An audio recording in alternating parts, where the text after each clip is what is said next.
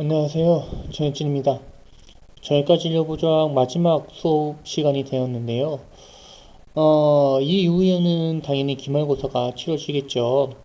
대면 시험으로 진행이 될 텐데, 시험 자체는, 여러분들이 생각했던 것보다 좀 어려울 수 있습니다. 물론 제 기준으로는 좀 쉽게 낸다라고, 생각을 하고 내고 있긴 하지만요. 여러분들에게 좀 어려울 수 있거든요. 그렇지만 이 수준을 계속 유지하고 있는 이유는요. 이 어려운 수준으로 내는 이유는요. 쉬운 것만 여러분들이 골라서 배우시게 되면요. 실제 환자에게 여러분들 어려운 사람들이 더 많거든요. 실제 환자에게 여러분들 어떠한 처치를 해야 될지 판단이 스스로 되지 않을 경우가 많습니다. 그래서 제 시험 문제는 여러분들의 상황 판단 능력이라든지 혹은 어떤 처치를 해야 되는지 어떤 상황인지에 대해 인지하는 내가 판단할 수 있고 상황에 대한 인지를 할 수 있는 능력을 가지고 있는지에 대한 문제들이 나올 겁니다. 그래서 난이도가 좀 높다라고 생각해 볼 수도 있겠지만요. 내가 알고 있는 지식을 조금만 활용하게 된다면 오히려 쉽게 풀리는 문제들도 많습니다. 단순하게 외우지 않더라도요. 그래서 책에 있는 걸 굳이 달달달 외워서 푸는 문제는 거의 많이 나오지는 않고요. 앞서 말씀드린 것처럼 사고 상황에 대해 언급하고 거기에 대해 맞춰서 어떤 평가가 이루어져야 되는지 어떤 처치가 이루어져야 되는지 무엇이 필요한지 생각하는 이런 문제가 나온다라고 이해해 주시면 될 것 같습니다. 자, 공지사항은 다 끝났고요. 강의를 진행할까 하는데요. 저번 주에 말씀드렸다시피 이 컴퓨터 교체나 혹은 이 노이즈 해결 방안을 지금 당장 이뤄내기 어렵기 때문에 요번 주까지 여러분들이 좀 양해를 구해야 될까요? 죄송합니다. 네. 죄송하다는 말씀을 드려야 될 것 같네요. 준비하는데 조금 문제가 있는 거는 저의 잘못이니까요. 그래서 수업을 진행할 건데요. 저번 주까지 골반골절 그리고 넙다리뼈 골절까지 하면서 마무리 지었던 걸로 기억이 합니다. 이 골절 중에서 위험한 생명의 위협을 줄 만한 상황들은 저번 주까지 마쳤던 골반골절과 넙다리뼈 골절이라고 이해해 주시면 될 것 같고요. 오늘 진행한 정강뼈 골절이라든지 종아리뼈 골절 같은 경우에는 이 자체만으로는 심각한 정도의 출혈이라든지 혹은 생명을 위협할 만한 문제를 일으키지는 않습니다. 다른 골절과 연관이 되어져 있으면 위험성을 가중시키는 역할을 해줄 수는 있겠지만 단독으로 정강이뼈만 부러지고 종아리뼈만 부러졌는데 환자의 생명이 위독하다 그런 다른 문제가 있다라고 보시는 것이 좋습니다. 폐 손상이 있든 심장에 문제가 있든 뇌에 손상이 있든 혹은 뭐 내부 장기에 손상이 있든 다른 손상의 원인이 되어서 환자 상태가 안 좋은 거지 정강이 종아리 뼈만 골절이 일어났는데 환자의 상태가 좋지 않다, 의식이 없다 이런 경우는 거의 없습니다. 이걸 조금 강조해드리고 넘어가야 될 것 같아요. 어,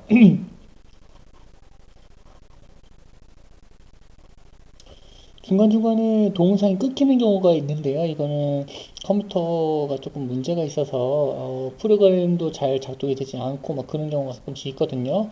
여기서는 조금 여러분들 이것도 정말 죄송하지만 양해 말씀 드리도록 할게요. 어, 종아리뼈와 관련된 내용들이 이제 정강이뼈랑 종아리뼈와 관련된 내용들이 나오는데, 정강이뼈 같은 경우에는 뭐 가장 많이 부러지는 다리뼈 중에 하나입니다. 다리뼈. 가장 쉽게 부러지는 건 쇄골뼈가 되는 거고요.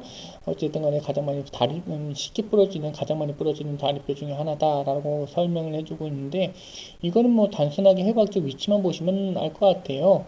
아시다시피 이 정강이뼈 같은 경우에는 이 앞쪽에 위치하고 있고 종아리뼈는 여기 가운데 쪽에 있잖아요.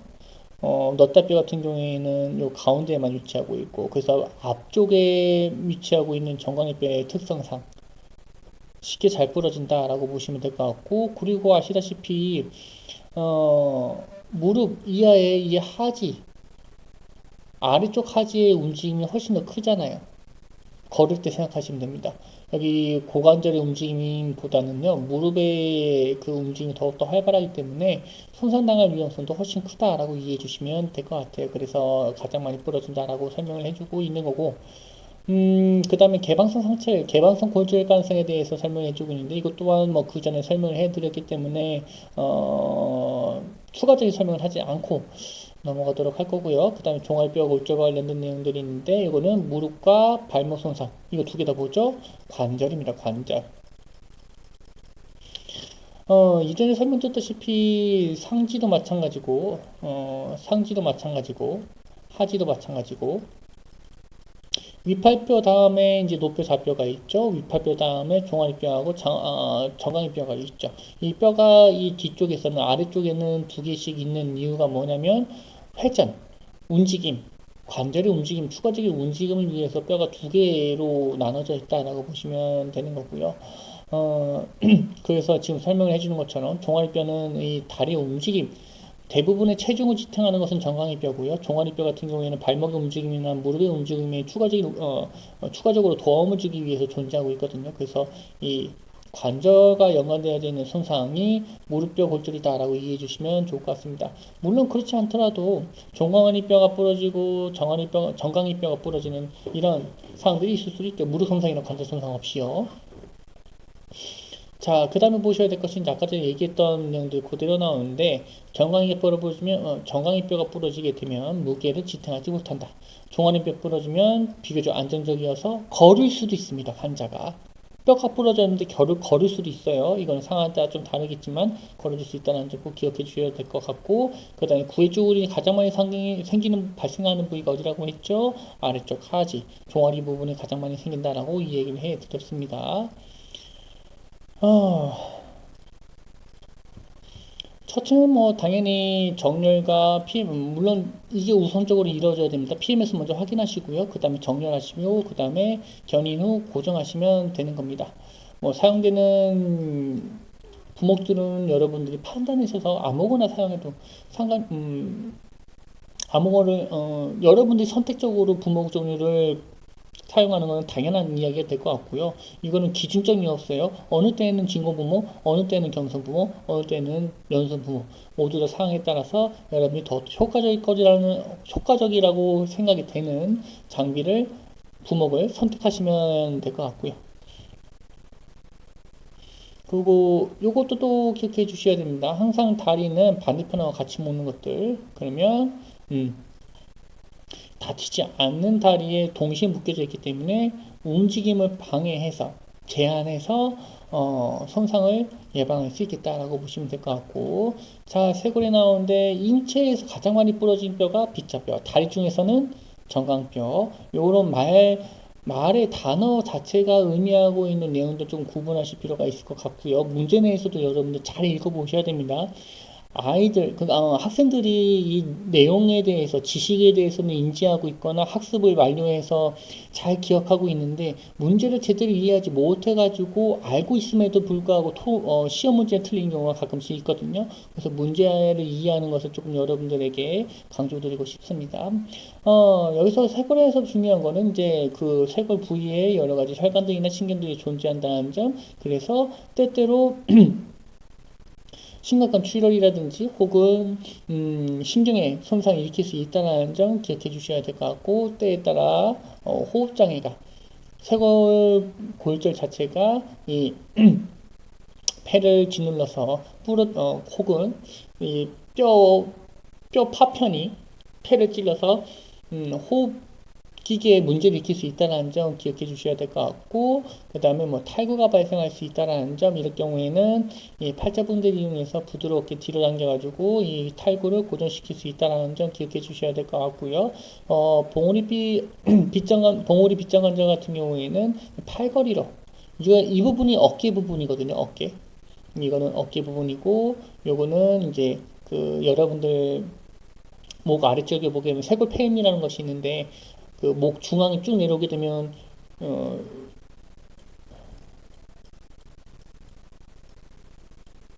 이 흉결뼈하고 이 쇄골뼈가 만나는 부분들이 있거든요. 그래서 여기 이렇게 보이는 목 중앙 아래에 이렇게 부분들이 있는데 요것이 이 부분이 이제 탈구가 발생한 거죠. 그래서 이쪽은 팔자분대법, 이 어깨 쪽에서는 팔걸이. 다른 뭐 부목장치를 사용해도 되지만요, 팔걸이로 대체할 수 있겠다라고 보시면 되는 거고, 이제 위팔뼈와 관련된 내용들이 있는데, 근위 부위에선 고정하기 힘들다라는 말은 뭐냐? 관절 부위에서 위팔뼈 골절이 발생했을 경우에는 부러진 부분들이 근육 위에 잘 살펴보기가 어렵고, 그리고 그 관절 부위에 발생했기 때문에 움직임이 내가 원하지 않았던 움직임이 발생할 수 있다는 점을 기억해 주셔야 될 것 같아요. 그래서 이 고정하는 것이 생각보다 쉽지가 않다라는 점, 그리고 뭐 이런 것들, 견인이 매우 어렵다는 말. 그래서 가장 효과적인 방법이 무엇이냐? 그래서 실질적으로 위팔뼈에서의 견인이나 이런 것들 거의 불가능한데 어떻게 이 환자의 손상을 추가적으로 일으키지 않으면서 부목 혹은 고정을 할 거냐? 방법은 몸통하고 팔을 묶는 겁니다. 몸통하고 팔을 묶어서 몸통이 부목이 되는 거죠. 어떻게 보면요. 그래서 추가적인 이 움직임을 방해하기 위한 부목 방법으로 몸통하고 묶는 이런 상황이 일어날 수 있겠다라고 보시면 될 것 같고, 이거 외적으로는 일반적으로 팔걸이, 골절된 위팔뼈 고정에는 팔걸이를 사용해 주시면 될 것 같아요. 요것 또한 여러분들 대면 수업이 이뤄지게 된다면 그때 실습을 한번 해보던가 아니면 제가 시범을 보인다던가 이렇게 해서 마무리를 좀 지을까 하고요. 팔걸이에 대한 내용들이 나와 있긴 한데 요것들은 뭐 그냥 눈으로 살펴봐 주시면 될 것 같고요. 여기 팔걸이만 하는 것이 아닌가요? 팔걸이 하고 난 후에 몸통하고 또 고정을 해주셔야 됩니다. 그리고 환자가 의식이 있다면 다치지 않는 팔에 엄지를 팔꿈치 주름 안에 넣거나 혹은 움직임을 조절하도록 환자에게 지시를 낼 수도 있습니다. 그건 뭐 때에 따라 달라질 수밖에 없는 거고, 환자의 의식이 있느냐 없느냐에 따라 달라질 수밖에 없는 거고요. 그리고 뭐 경성부목을 추가적으로 사용할 수가 있을 것 같는데요. 뭐 겨드랑이에다가 이제 팔과 몸통 사이인 겨드랑이 쪽에 경성부목 집어넣어서 부목을 해주시면 되는데, 이 팔과 몸통 사이의 이 겨드랑이 사이에다가 경성부목을 대실 때는요, 이 윗부분에 패드를 대주셔야 됩니다.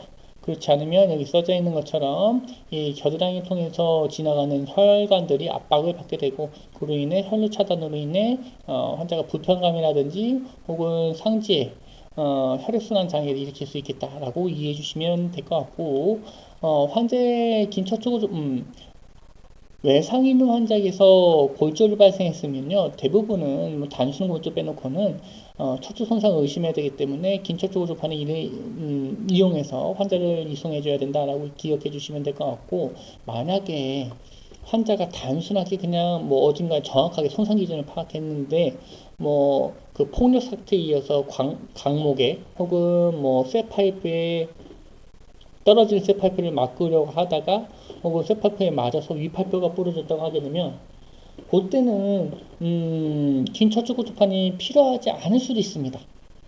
그럴 경우에는 이제 뭐 환자가 일어설 수 있고 충분하게 걸을 수 있고 목이라든지 허리 통증을 호소하지 않는다면 뭐 환자가 스스로 걸어서 병원에 간다거나 이렇게 할 수도 있겠죠. 때에 따라서요.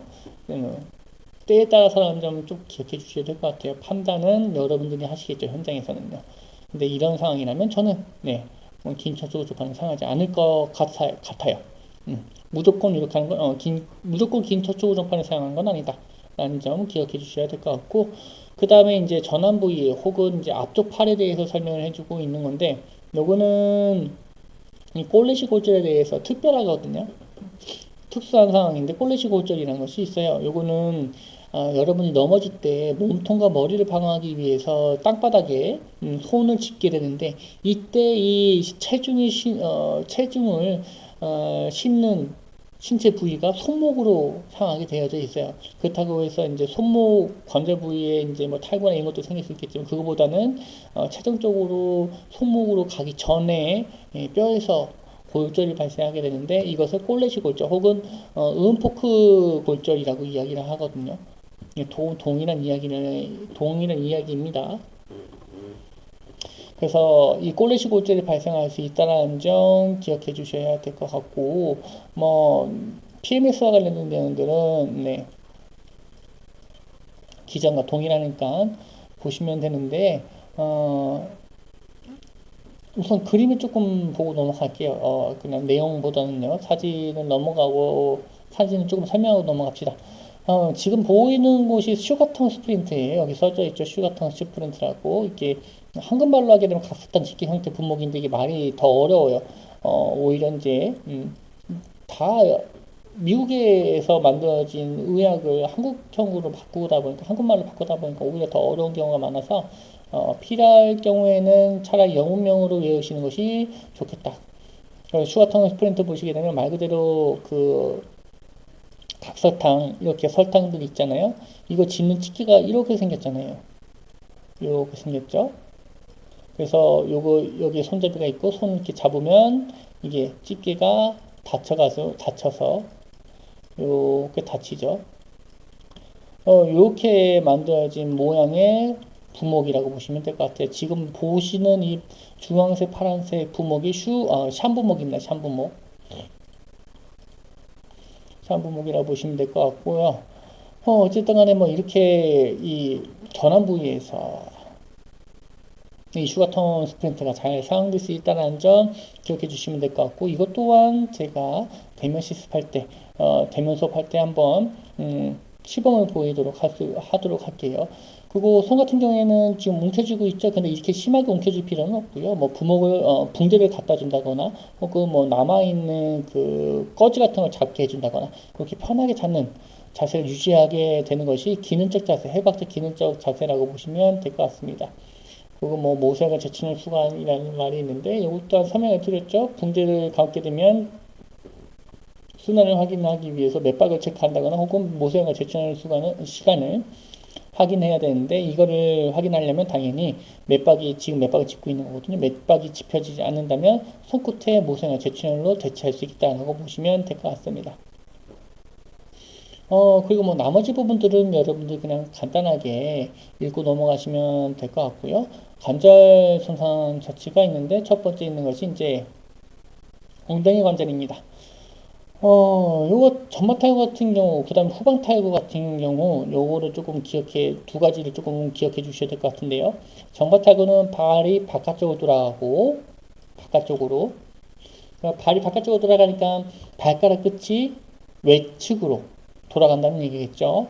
안쪽으로 이렇게 들어오는 것이 아니라 발가락이 기준입니다. 발가락이 이렇게 있는데 이렇게 돌아가겠죠. 발가락이요. 넉다리 머리가 살가랑에서 만져지는 것이 특징입니다.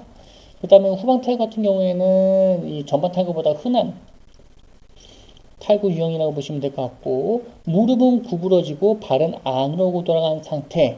이게 가장 중요한 내용인데요. 이쪽 발이 이렇게 멀쩡하게 이렇게 있으면요, 무릎이 굽혀져 있는 상태고 발가락은 이렇게 안쪽으로 되어져 있다. 후방 탈구는 이렇게 되어져 있다라고 이해해 주시면 됩니다. 한자의 탈구가 되었을 때 그 사진을 여러분들 머릿속에 좀 떠올려 주시면 쉽게 이해가 되실 것 같고요. 이럴 경우에는 뒤쪽으로 이 넙다뼈 머리가 뒤쪽으로 가기 때문에 엉덩이 쪽으로 묻히게 된다라고 보시면 될 것 같고, 때에 따라 신경을 건들 수 있다라고 이해해 주시면 됩니다. 그래서 항상 PMS를 그 감각과 운동과 순환에 대해서 평가를 해야 된다는 점 잊지 않으셔야 될 것 같고요. 전방 탈구도 후방 탈구도 긴 척추구 조판을 이송해 주신 것이 좋습니다. 왜냐? 골반에서 발생된 손상이잖아요. 골반 골절이든 혹은 고관절, 엉덩관절이든 어쨌든 간에 골반에서 발생된 손상이기 때문에 심각한 손상이라고 예측해 주셔서 척추 손상을 예방하기 위해 긴 척추 구조판을 이용해 환자를 이송해 주셔야 된다라는 점 기억해 주셔야 될 것 같고요. 뭐 이런 것들 PMS 이상이 있으면 전복을 해 볼 수가 있겠죠. 후방 탈구는 이제 한 번쯤 해볼 수가 있을 것 같고요. 만약에 이제 골절 같은 것도 있으면 이 교정이라 써져 있는데 전복이란 말과 똑같은 말이에요. 이게 동일한 이야기를 이제 다른 단어로 사용하고 있는데 전복이랑 교정이랑 똑같은 이야기입니다. 그래서 전복을 시도하지 않습니다.